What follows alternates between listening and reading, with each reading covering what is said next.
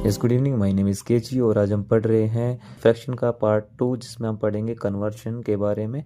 तो स्टार्ट करते हैं। फर्स्ट जो कन्वर्जन है वो हमारा इम्प्रॉपर से मिक्स फ्रैक्शन का है। तो इम्प्रॉपर से मिक्स फ्रैक्शन में हम किस तरीके से चेंज करते हैं, जैसे मेरे पास यहाँ पे एक इम्प्रॉपर फ्रैक्शन दी गई है 38/5, तो इसको हम चेंज करेंगे। तो आप सबसे पहले 38 को अंदर लिख लीजिए एज ए डिविडेंड और बाहर लिख लेंगे हम एज ए डिवाइजर 5 को। तो 5 से डिवाइड करेंगे जाएगा 7 पे। तो 5 7 जा 35, माइनस करेंगे 38 में से 35 को, तो आंसर आ जाएगा 3। तो हमें क्या करना है, सिंपली जो हमारा क्वेश्चन आया था उसको हम आगे लिख लेंगे, जो हमारा होल नंबर का काम करेगा, और जो रिमाइंडर है उसको हम ऊपर लिख लेंगे जो न्यूमरेटर का काम करेगा, और डिवाइजर जो हमारा 5 था उसको नीचे लिख लेंगे। तो हमारा आंसर आ जाएगा 7 एंड 3/5।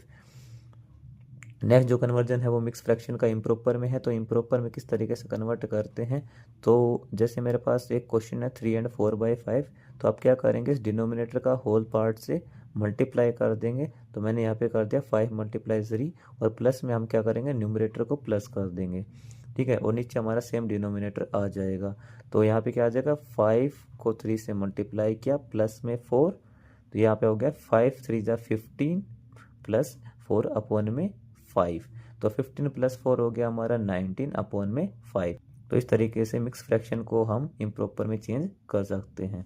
नेक्स्ट जो है वो रेसिप्रोकल ऑफ फ्रैक्शन है। तो रेसिप्रोकल ऑफ फ्रैक्शन किस तरीके से करेंगे हम, तो 8/5 का अगर हमें रेसिप्रोकल करना है तो इसको हम सिंपली चेंज कर देंगे 5/8 में। किस तरीके से, जो डिनोमिनेटर है वो चेंज हो जाएगा न्यूमरेटर में, और न्यूमरेटर हो जाएगा डिनोमिनेटर में।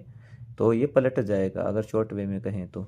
नेक्स्ट जो पार्ट है वो है मिक्स फ्रैक्शन का। जैसे यहाँ पे आपको गिवन है 3 एंड 1/5, तो सबसे पहले इसको इम्प्रॉपर में चेंज करेंगे। 5 3 जा 15 एंड प्लस 1 16, तो यहाँ पे लिख देंगे अब 16/5। यहाँ पे जो डिनोमिनेटर था उसको न्यूमरेटर में चेंज करेंगे, और न्यूमरेटर को डिनोमिनेटर में चेंज करेंगे, तो ये पलट के 5/16 में चेंज हो जाएगा। नेक्स्ट जो क्वेश्चन है वो है हमारा असेंडिंग ऑर्डर और डिसेंडिंग ऑर्डर का। तो असेंडिंग ऑर्डर डिसेंडिंग ऑर्डर में किस तरीके से लिखते हैं, जैसे मेरे पास ये 4 फ्रैक्शन गिवन है, तो इनका डिसेंडिंग ऑर्डर असेंडिंग ऑर्डर बनाने के लिए सबसे पहले जो डिनोमिनेटर्स हैं उनका हम एलसीएम ले लेते हैं। तो 5 3 9 एंड 6, इसका एलसीएम लेंगे तो इसमें सबसे पहले 2 से तो जाएगा नहीं, तो क्योंकि एलसीएम लेने के लिए हमारे पास कम से कम 2 ऐसे नंबर होने चाहिए जो किसी भी एक प्राइम नंबर से डिवाइड हो। तो यहाँ पे 2 से ऐसे कोई भी 2 नंबर नहीं मिल रहे जो डिवाइड होंगे। तो नेक्स्ट प्राइम नंबर 3 से डिवाइड करेंगे, तो यहाँ पे हमारे पास 3 9 और 6 तीनों डिवाइड हो जाएंगे। तो 5 को एज इट इज लिख दीजिए। 3 1 जा 3, 3 3 जा 9 और 3 2 जा 6। तो इन सब की मल्टीप्लाई जो होगा वो हमारा एलसीएम होगा। तो 3 × 5 × 3 × 2 जो हमने यहाँ पे लिखा हुआ है, इन सब की मल्टीप्लाई आ गई 90, 90 हमारा एलसीएम है। तो यहाँ पे हमने एलसीएम 90 लिख लिया। अब 5 से हम 19 को डिवाइड करेंगे, वो जाएगा 18 पर, 18 के ऊपर मल्टीप्लाई कर देंगे तो 18 3 जा 54। नेक्स्ट कोमा लगा देंगे। 3 से इसको डिवाइड करेंगे, 3 को 30 से मल्टीप्लाई करते हैं तो 90 आता है, तो 30 पे जाएगा, तो 30 के ऊपर मल्टीप्लाई कर दी 60। नेक्स्ट है 9, नहीं तो 9 से 90 को डिवाइड करेंगे 10 पे जाएगा, 10 के ऊपर मल्टीप्लाई करेंगे तो 10 8 जा 80, कोमा 6 से 90 को डिवाइड करेंगे तो 15 आएगा, और 15 के ऊपर 5 से मल्टीप्लाई कर देंगे तो आ जाएगा 75। अब आप यहाँ पे कंपेयर कर पाएंगे तो सबसे जो छोटा नंबर है वो 54 है। 54 सबसे छोटा नंबर है, तो जो पहले नंबर की फ्रैक्शन थी 3/5 वो सबसे पहले लिखी जाएगी। उसके बाद जो नेक्स्ट नंबर है वो 60 रहेगा, तो 60 की जो फ्रैक्शन है सेकंड नंबर वाली वो 2/3 रहेगी।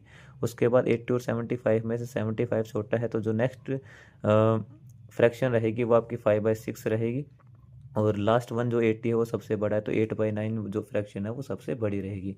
तो ये आपका ऑर्डर रहेगा असेंडिंग का, छोटे से बड़ा जो होता है, तो 3/5 2/3 5/6 एंड 8/9। और अगर सेम नंबर को अगर आपको डिसेंडिंग ऑर्डर में लिखना है तो ये ऑर्डर आपका रिवर्स हो जाएगा, यानी 8/9 को पहले लिखेंगे, 5/6 को बाद में, 2/3 और देन 3/5। ऐसे ये साइन चेंज हो जाते हैं। डिसेंडिंग ऑर्डर में इस तरीके का साइन लगता है, असेंडिंग ऑर्डर में इस तरीके का लगता है।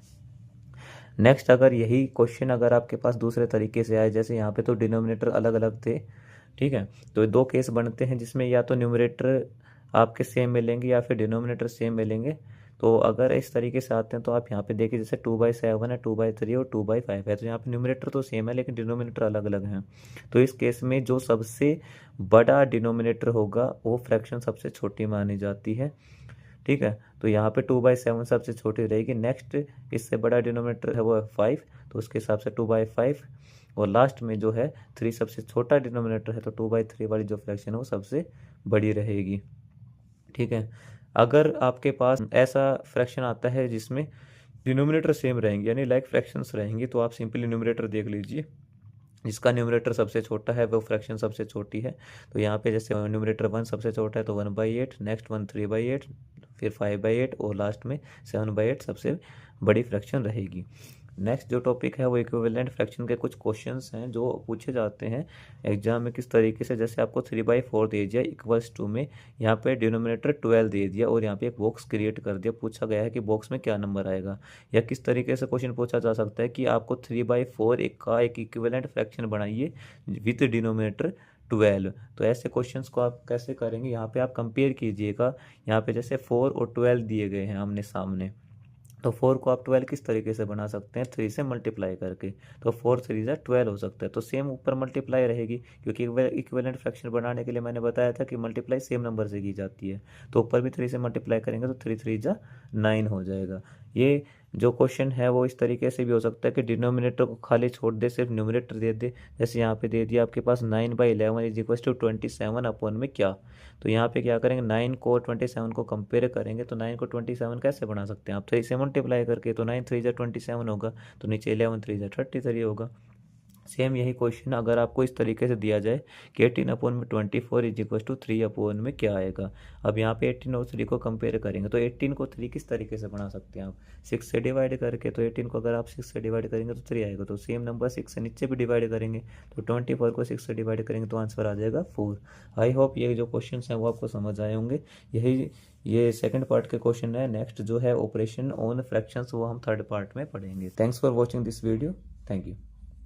अगर आपको मेरी वीडियोस पसंद आती हैं, आप मेरी वीडियोस से कुछ समझते हैं, देन प्लीज़ लाइक कीजिए, शेयर कीजिए, सब्सक्राइब कीजिए एंड कमेंट कीजिए। Thank you so much for watching my videos.